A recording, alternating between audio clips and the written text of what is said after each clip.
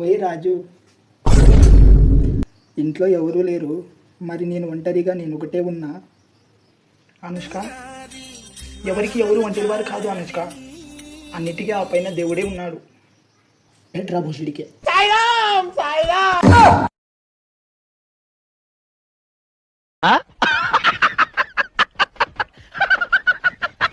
Hello బాబు, ఈ చీర ఎంత? ఆ చీర 2000 అమ్మా.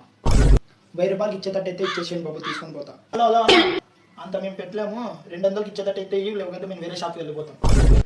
అరే తీసుకుందాం రా ప్లీజ్. నీకు తెలియదు ఊరికే ఉందామా, ప్లీజ్ రా తీసుకుంటారు చూడు.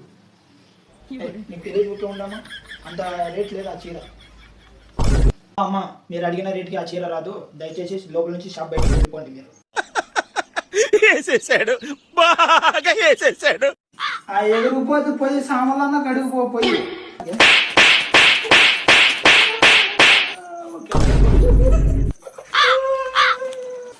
ఎప్పుడు నన్నే చూస్తా, అది కూడా చెప్పు, అది కూడా కడగమను, నేను ఒకటే కడగలా.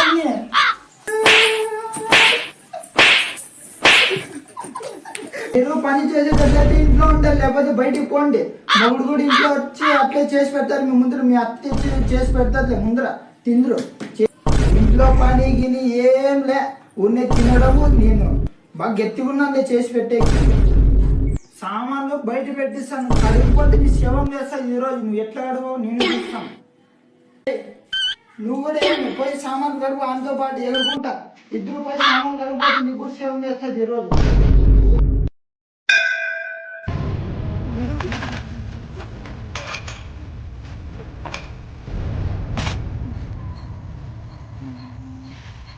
అన్నా